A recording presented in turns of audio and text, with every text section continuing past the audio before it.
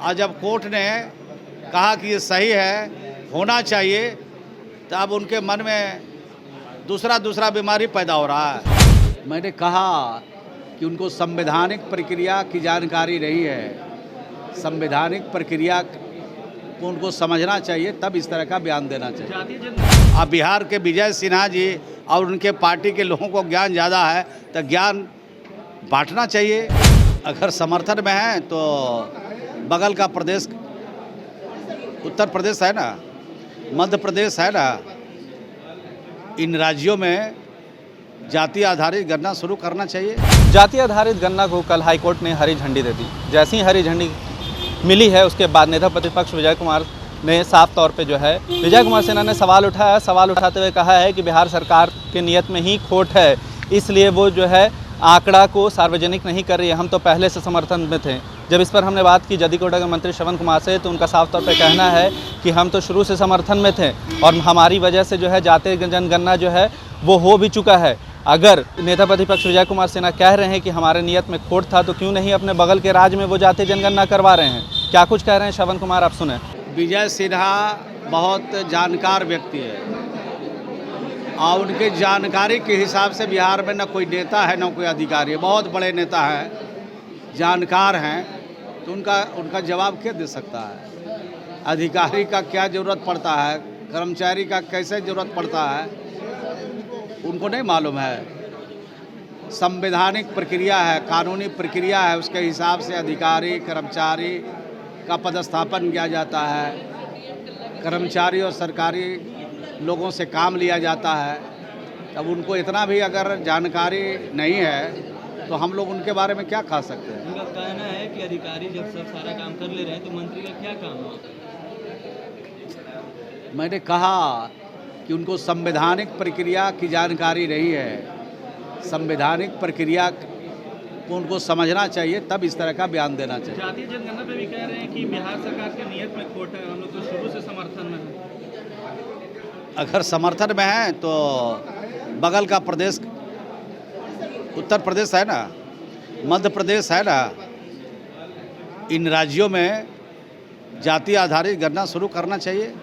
सलाह देना चाहिए उत्तर प्रदेश के मुख्यमंत्री को, मध्य प्रदेश के मुख्यमंत्री को।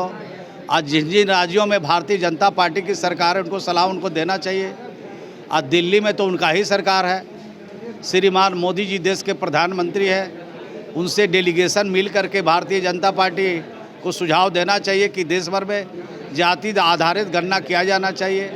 गरीबों जो अभी तक आज़ादी कितने दिन बाद हक से महरूम हैं, उनको हक मिलना चाहिए, उनके लिए योजना बननी चाहिए, उनकी तरक्की होनी चाहिए।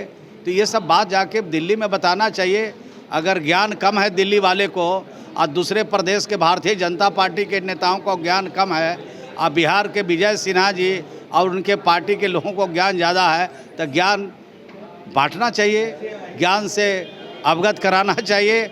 और जो वो सब राज्य जाति आधारित गणना कराने में पिछड़ रहा है उसको आगे करना चाहिए। वो तो बोल रहे हैं कि आंकड़ा वो सामने लाएं, अगर खोट नहीं है नियत में तो सार्वजनिक कर दें। सब आंकड़ा सामने आएगा। ये कानून का राज है बिहार में, एक चीज़ छिपा के नहीं होता है। और ये आंकड़ा बहुत जल्द सामने आएंगे।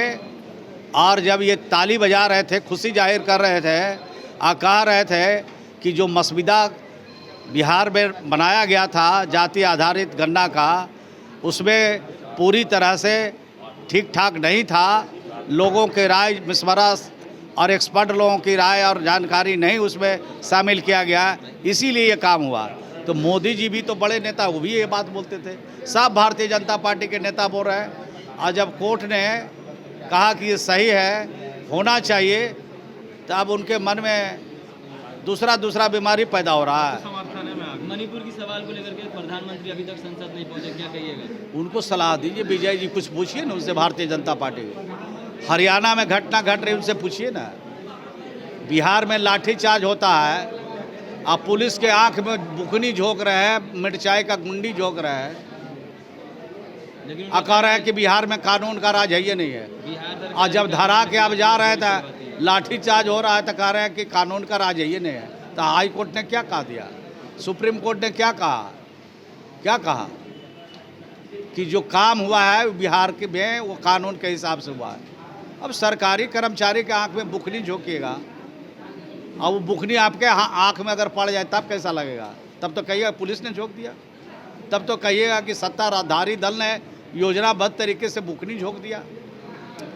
जो पार्टी और जो पॉलिटिकल पार्टी का नेता का स्तर इतना नीचे गिर जाए, कानून को हाथ में ले ही रहा है, मानवता को शर्मसार करने में लग जाए, तो उससे देश को कोई उम्मीद है क्या?